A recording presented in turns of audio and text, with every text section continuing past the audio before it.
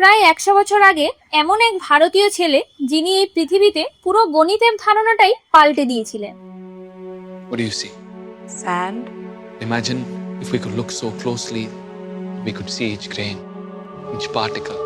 1887 তামিলনাড়ুর ইরোর এক গরিব ঘরে জন্ম নেয় এমন একটি ছেলে যার পারিবারিক আর্থিক অবস্থা এতটাই শোচনীয় ছিল যে পড়াশোনা তো দূরের কথা, দিনে দুবেলা রুটি জোগাড় করাটাও দুর্বিষহ হয়ে উঠেছিল। মাত্র 11 বছর বয়সে 2 কলেজ পড়ুয়ার অঙ্কের বই সে পড়ে শেষ করে ফেলে। কলেজে স্কলারশিপ পায়। সে শুধু অঙ্কের দিকেই মনোযোগ দিত, যার ফলে বাকি সাবজেক্টগুলোতে সে ফেল করে যায়।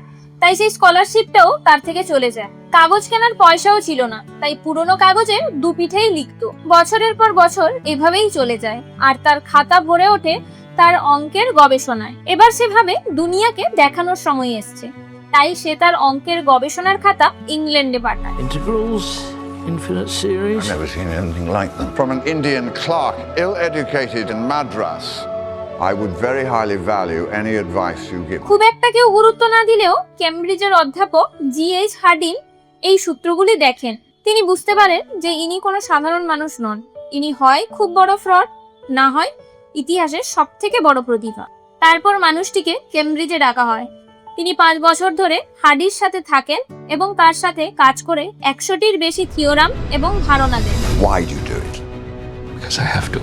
তিনি আরো হয়তো হাজার হাজার যুগান্তরকারী আবিষ্কার করতে পারতেন, কিন্তু তার আগেই তার টিবি ধরা পড়ে।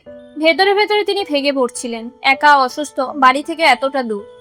1920 সালে মাত্র 32 বছর বয়সে তিনি শেষ নিঃশ্বাস ত্যাগ করেন। তার একটি খাতা ছিল যেটি লাইব্রেরির আলমারিতে 56 বছর ধরে এমনিই পড়েছিল।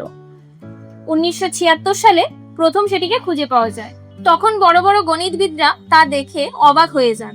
সেই সূত্রগুলো আজও ব্ল্যাক হোল, স্ট্রিং থিওরি এবং ক্যান্সার গবেষণায় ব্যবহার করা হয়। আর সেই প্রতিভাধর মানুষটির নাম হলো Srinivas Ramanujan, the man who knew infinity. One of my favorite stories is a man who grew up in India named Srinivasa Ramanujan. He didn't have any formal education, but somehow he managed to get a book. He got a math textbook. And, it didn't cover all math, it just covered a part, but that textbook was enough for him to basically figure out all of modern mathematics that had existed at that time and push the field forward. তাহলে কেমন লাগছে এই গল্পগুলো? ভালো লাগলে অবশ্যই share করবেন, চ্যানেলটিকে সাবস্ক্রাইব করে দেবেন।